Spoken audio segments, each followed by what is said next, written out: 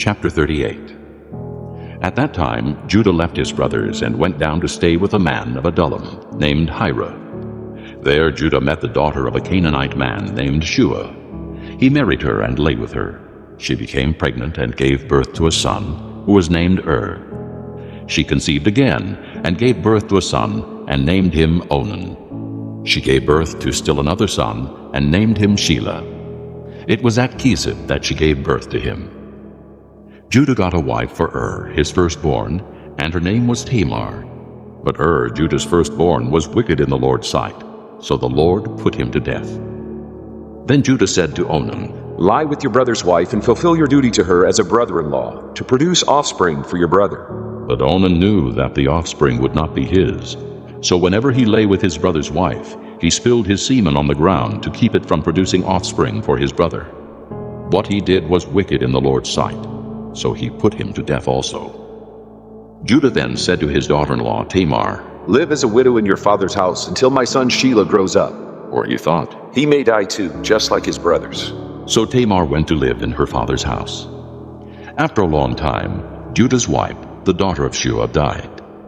When Judah had recovered from his grief, he went up to Timnah to the men who were shearing his sheep, and his friend Hira the Adullamite went with him. When Tamar was told, "Your father-in-law is on his way to Timnah to shear his sheep," she took off her widow's clothes, covered herself with a veil to disguise herself, and then sat down at the entrance to Enaim, which is on the road to Timnah. For she saw that though Shelah had now grown up, she had not been given to him as his wife. When Judah saw her, he thought she was a prostitute, for she had covered her face. Not realizing that she was his daughter-in-law, he went over to her by the roadside and said, "Come now, let me sleep with you." "And what will you give me to sleep with you?" she asked. "I'll send you a young goat from my flock," he said. "Will you give me something as a pledge until you send it?" she asked. He said, "What pledge should I give you?"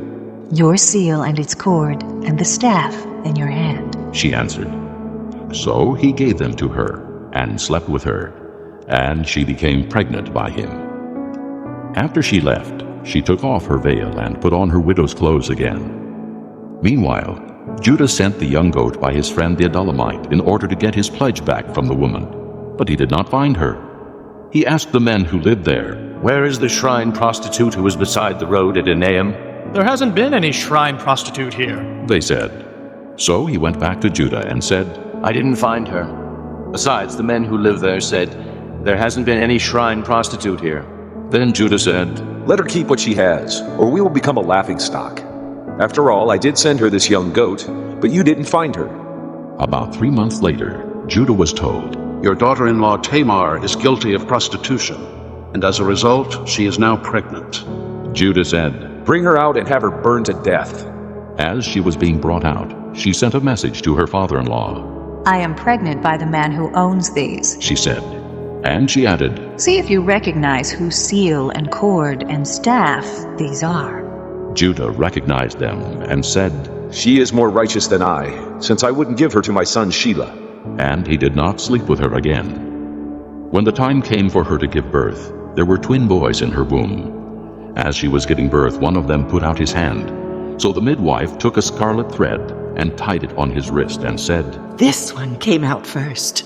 But when he drew back his hand, his brother came out, and she said, "So, this is how you have broken out." And he was named Perez. Then his brother, who had the scarlet thread on his wrist, came out, and he was given the name Zerah.